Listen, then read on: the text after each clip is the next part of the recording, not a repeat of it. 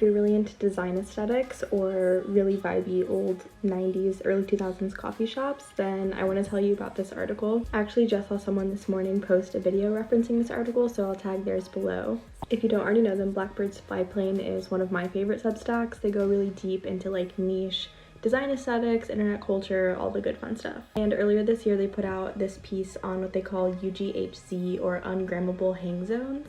So the article is amazing, you should read it, but it sort of makes this distinction between spaces, both online and in real life, that are grammable but not vibey versus ungrammable but highly vibey.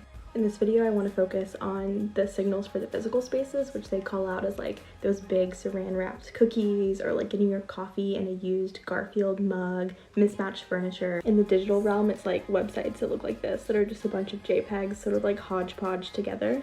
A true UGHZ should feel very pre-internet, it should feel very like Scandinavian minimalism, and they even bring up how Bimmelmans and like that trend that we saw last year with a bunch of Gen Z flocking to the old classics in New York.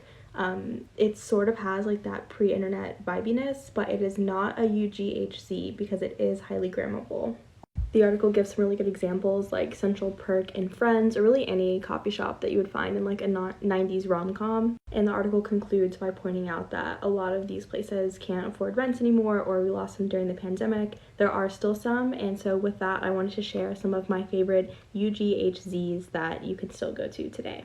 Starting with the fairly obvious, we have the Bean in New York City.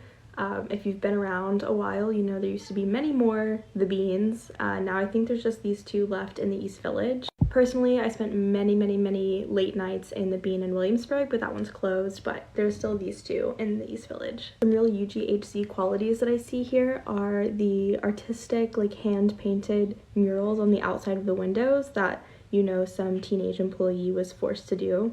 I'd also point out the sort of dungeon-like feel that you get from the really sad track lighting and the glow of a mini fridge.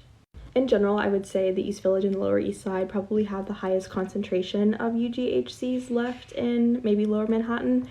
So I also wanted to point out Black Cat in the Lower East Side. With Black Cat, you sort of have this high likelihood that you're going to get roped into a board game by someone sitting next by, or maybe even a game of like Dungeons and Dragons. I think this piano in the back that sort of has like a bunch of junk on top of it sort of helps the vibe. Also the looming threat of like a stand-up comedy act starting out of the blue when you're like working on an essay at 2 a.m. Okay, moving on to Austin. I'm running out of time. Moving on to Austin, we have Bennu, specifically the original one on MLK. Here you're definitely gonna get the saran wrapped jumbo muffin. Also epic. I mean, this one speaks for itself.